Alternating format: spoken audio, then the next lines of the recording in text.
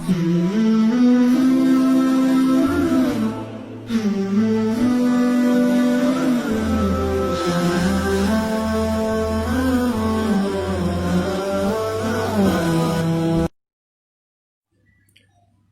साहब, महाराष्ट्र माझा में आपका स्वागत है। आप उत्तर भारतीय महासंघ के अध्यक्ष भी हो और आप रेलवे मिनिस्ट्री से कुछ सलाहकार भी थे। तो जो बम्बई के लोग हैं उनको जो उत्तर भारत में जाने के लिए जो ट्रेनों की तकलीफ होती है उनके बारे में क्या कहना है आपका? मैं महाराष्ट्र माझा के सभी दर्शकों का हार्दिक स्वागत करता हूं। मैं महाराष्ट्र माझा के इस चैनल के माध्यम से बताना चाहूंगा कि मैं उत्तर भारतीय महासंघ का मुंबई अध्यक्ष हूं।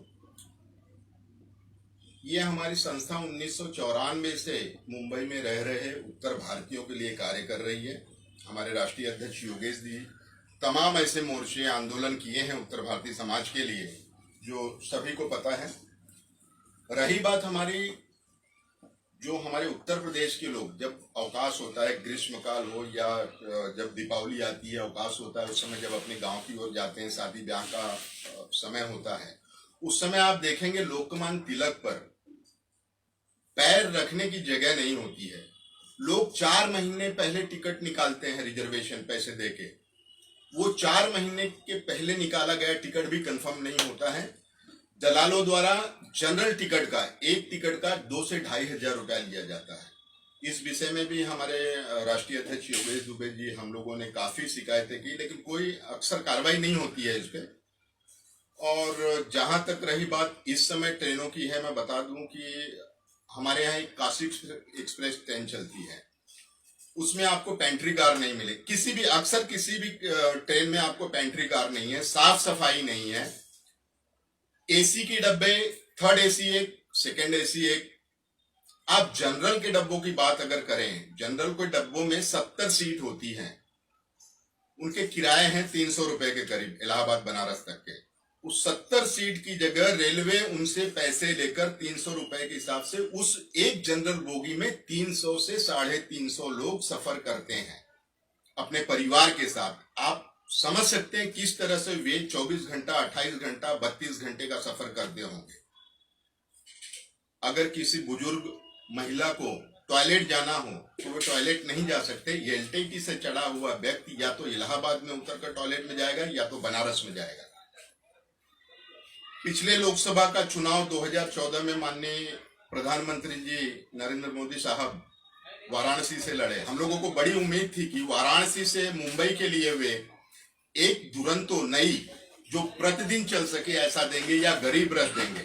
लेकिन 5 साल निकल गए, ना तो उनके रेल मिनिस्ट्री ने इसके लिए कुछ किया, पीयूष गोयल साहब ने किया, उसके पहले सुरेश प्रभु जी थे, उन्होंने कुछ नहीं किया, प्रधानमंत्री जी ने तो इस ओर ध्यान ही नहीं दिया है। इस बार फिर 2019 में वे विजयी होकर फिर से प्रधानमंत्री देश के बने हैं।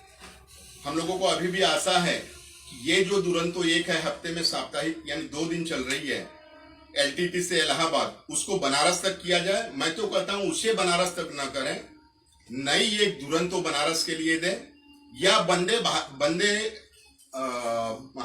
भारत की तरह, जिस तरह बनारस से दिल्ली के लिए ट्रेन चलाई गई है, बनारस से मुंबई के लिए ट्रेन चलाएं।